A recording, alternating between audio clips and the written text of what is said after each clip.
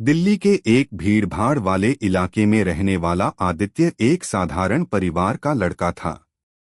उसके पिता एक छोटे से फर्नीचर वेंडर थे जो सड़कों के किनारे कुर्सी टेबल बेचकर घर चलाते थे। माँ घर संभालती थी और कभी कभी सिलाई करके थोड़ी बहुत मदद कर देती थी। आदित्य अक्सर अपने पिता को धूप और बारिश में मेहनत करते देखता। दिल में सोचता, क्या जिंदगी भर मुझे भी यही करना होगा? क्या मेरे सपनों की कोई कीमत नहीं? उसका सपना था आर्किटेक्ट बनना। वह सोचता था, अगर उसके पिता फर्नीचर बेचकर घर चलाते हैं तो क्यों न वह एक दिन बड़े बड़े बिल्डिंग्स और ऑफिस डिजाइन करे। एक दिन स्कूल में उसके टीचर ने बच्चों से पूछा, तुम बड़े होकर क्या बनना चाहते हो? किसी ने डॉक्टर कहा, किसी ने इंजीनियर। आदित्य ने धीमे से कहा, मैं आर्किटेक्ट बनना चाहता हूं, सर। क्लास हंस पड़ी। एक लड़के ने कहा, तेरे पापा तो सड़क पर टेबल बेचते हैं, तू क्या आर्किटेक्ट बनेगा? यह सुनकर आदित्य का दिल दुखा, लेकिन अंदर कहीं एक आग जल उठी। उसने सोचा, अब चाहे जो हो मैं उन्हें गलत साबित करूंगा। लेकिन रास्ता आसान नहीं था। घर की आर्थिक स्थिति कमजोर थी। कई बार स्कूल की फीस भरने के लिए पिता को उधार लेना पड़ता। माँ कहती, बेटा सपने बड़े मत देख, जितना हो सके पढ़ाई पूरी कर और नौकरी कर ले। आदित्य डर गया।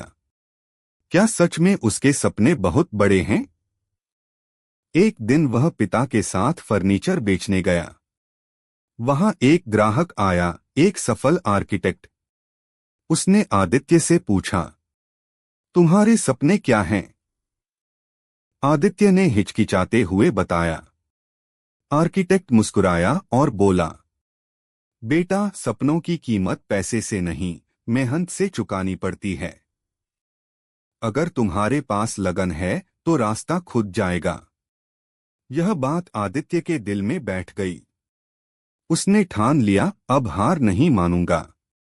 आदित्य ने 12वीं की पढ़ाई पूरी की। अब इंजीनियरिंग और आर्किटेक्चर के एंट्रेंस एग्जाम सामने थे।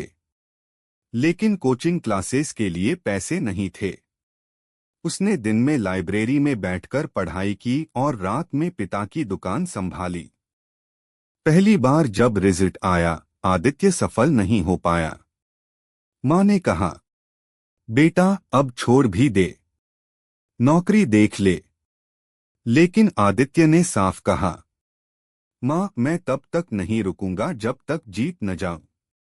दूसरी बार उसने और भी मेहनत की। पुरानी किताबों से नोट्स बनाए, ऑनलाइन लेक्चर्स सुने और हर दिन घंटों पढ़ाई की। और आखिरकार अगले साल उसका सिलेक्शन एक प्रतिष्ठित आर्किटेक्चर कॉलेज में हो गया।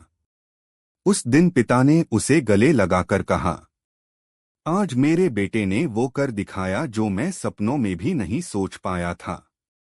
कॉलेज से पढ़ाई पूरी करने के बाद आदित्य एक नामी आर्किटेक्ट बन गया। उसने सिर्फ अपनी जिंदगी नहीं बदली, बल्कि गांव और मोहल्ले के गरीब बच्चों के लिए एक स्कॉलरशिप फंड भी शुरू किया।